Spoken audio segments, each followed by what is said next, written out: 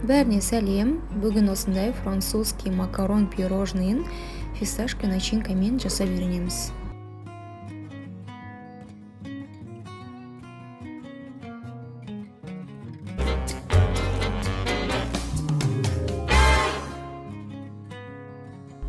Ең алдымен миндальный муканы 100 градуста печкада 15-20 минут осылай кептіріп аламыз.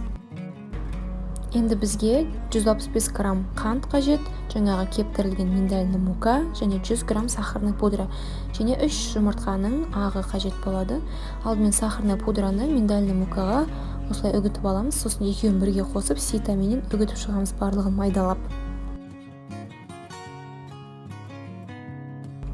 Барлығы осылай майда болып үгітіліп шықты.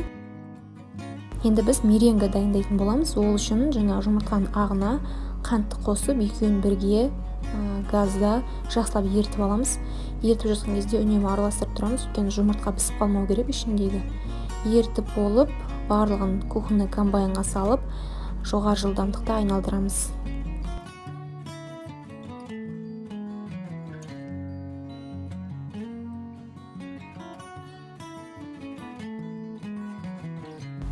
Барлығы осылай көпіргеннен кейін қолымызға ұстап көреміз. Егерде осылай ұсталынса қолдарыңызға, сол сәтте 30 грамм сахарный пудраны салып, тағы да 1-2 минут айналдырамыз.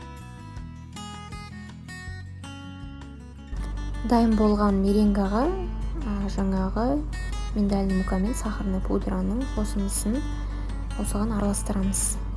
Бірінші бір бөлігін қосып алып жақсылап араластырамыз, сосын екінші бөлігін қосамын.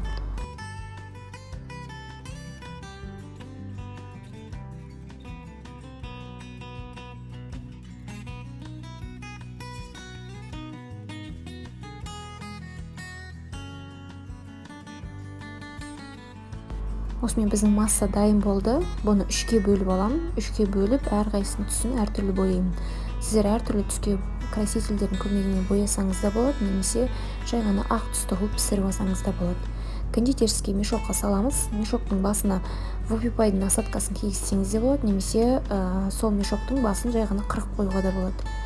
Енді қалған 2 бөлшегіне біреуіне розы, біреуіне жасыл түс қосып, жақсылап араластырып аламын. Енді макаронсты бізге пісіру үшін тефлоновая ткань немесе силиконовый коврик қажет болады. Кәдімгі пергамент жарамайды. Енді силиконовый коврикке осылай біртіндеп құйып кете берем. Размерінде өздеріңіз білесіздер, қалай құйсаңыздар да.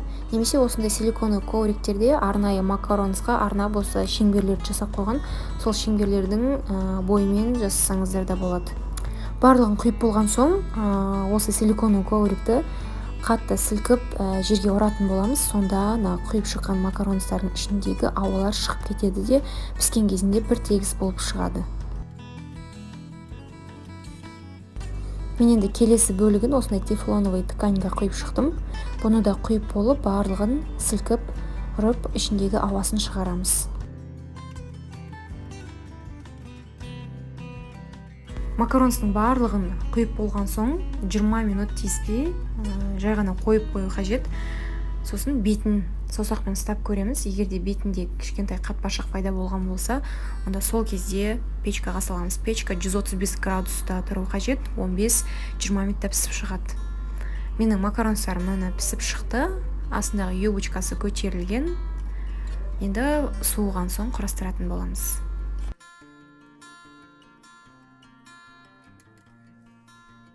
Енді ішіндегі начинкасын даярлауға бізге 150 грамм маскарпоне, 150 грамм чудское озеро сливки, фисташковый паста қажет болады, және 50 грамм сахарная пудра. Алдымен маскарпоне мен сахарный пудраны бірге араластырып алам. Екеуін жақсылап араластырып болып сливки құям.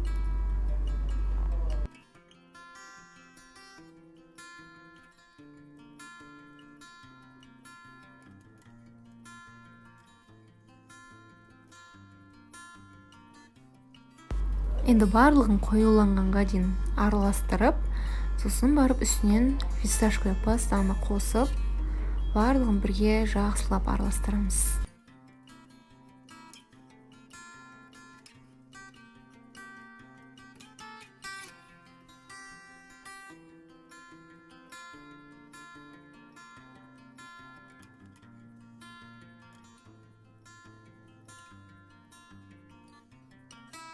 осымен бізде начинкасы дайын. Енді кондитерский мешокқа құйып макаронсты құрастырамыз.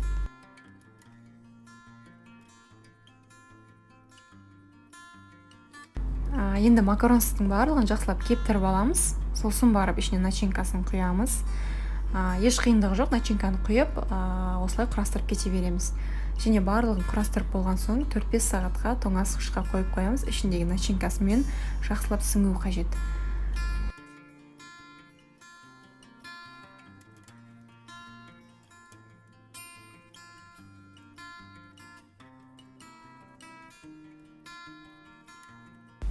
Осымен бізде макарон пирожный дайын. Видео рецепт ұнады деп сенемін.